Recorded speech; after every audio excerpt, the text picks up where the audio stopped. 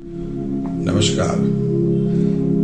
आइए आज ये जानते हैं कि क्या हमारे समृद्ध आध्यात्म के पास या ये आध्यात्म जहां पर बसता है उस हिमालय के सिद्ध योगियों के पास कोई ऐसी टेक्निक है, कोई ऐसी अवस्था है जिसका उपयोग हम करें और इस स्ट्रेसफुल कंडीशन में, इस मानसिक अस्वस्थता के दौर में भी अपने आप को बैलेंस रख पाए, अपने आप को प्रसन्न रख पाए।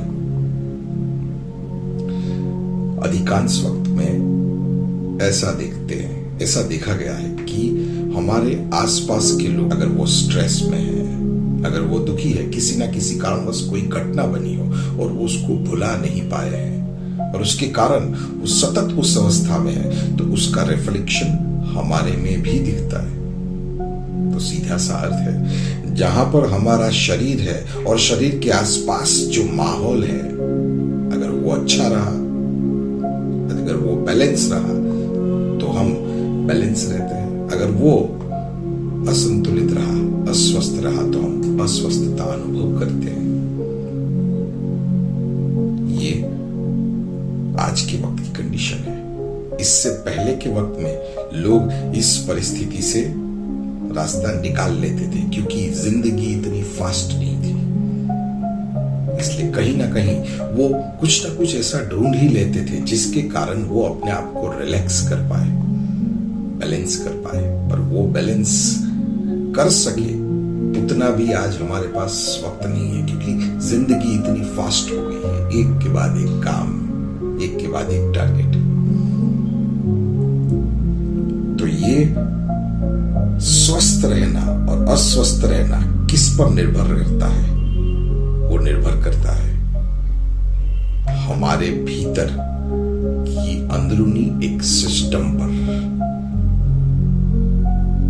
जैसे आजकल समाज में नई नई गाड़ियां आती है ना, जिसमें अलग अलग फीचर्स रहते हैं, डिवाइस रहते हैं, हम उसका उपयोग करते हैं। ठीक उसी तरह से अपने भीतर भी एक डिवाइस है, एक सिस्टम है जिसको कहते हैं हमारा अटेंशन, हमारा चित्त, हमारा ध्यान किस जगह पर है, उसके आधार पर निर्भर है कि हम कितने स्वस्थ हैं और अस्वस्थ हैं। तो हमारा शरीर कहां पर है वो इतना महत्वपूर्ण नहीं है,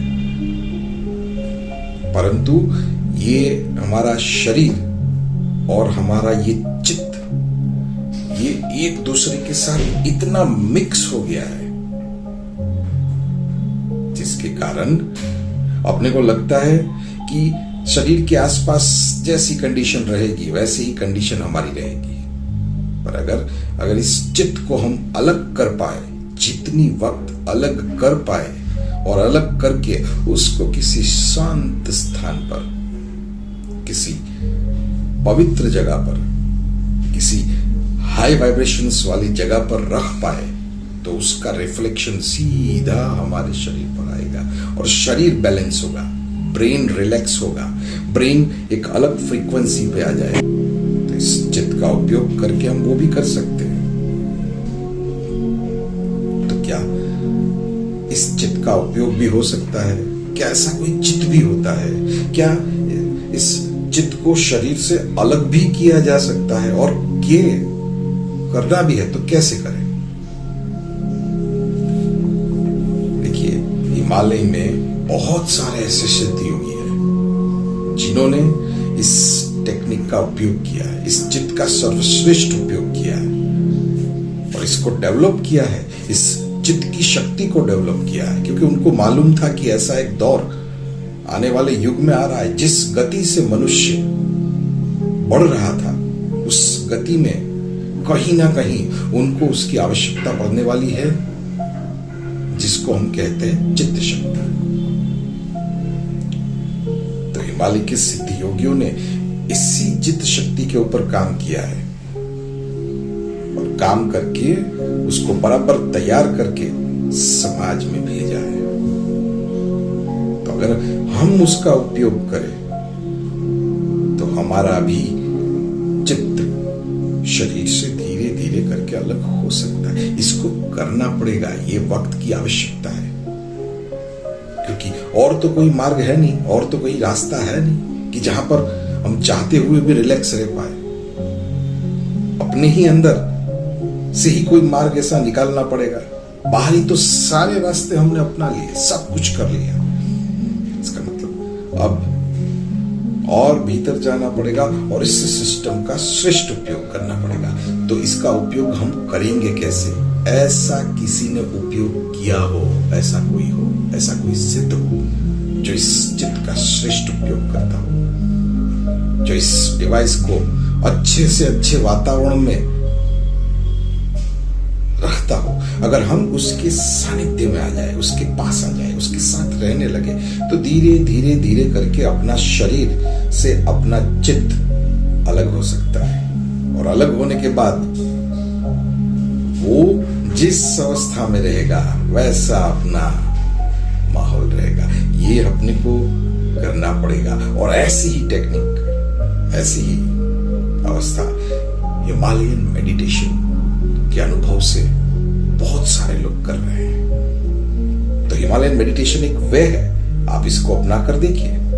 आप गूगल में सर्च कीजिए और सर्च करके उसको अनुभव कीजिए। ये एक अच्छी पद्धति, एक अच्छी सिस्टम मुझे लगी कि जहां पर ये अलग अलग हो सकते हैं और यहां से हिमालय का आध्यात्म हम प्राप्त कर सकते हैं। क्योंकि हम कोई ना कोई टारगेट जो रखते हैं, अगर वो टारगेट पूरा हो गया तो अच्छा है, पर अगर वो पूरा नहीं हुआ तो फिर अपने आप को कैसे रिलैक्स रखना? वो पूरा नहीं हुआ तो बाहर जो माहौल है वो तो अपने को वही कहेगा कि इसको पूरा करो, करके ही रखो, करके ही रखना है।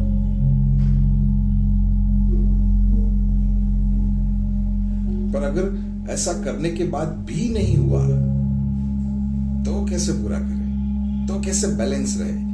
ये उसके ऊपर निर्भर है कि हमारे चित्त कितना रिलैक्स है, चित्त किस जगह पर है, किस स्थान पर है। तो इस हिमालयन मेडिटेशन की टेक्निक को अपनाकर हम भी अपने आप से अपने चित्त को अलग करके एक अच्छा अनुभव कर सकते हैं।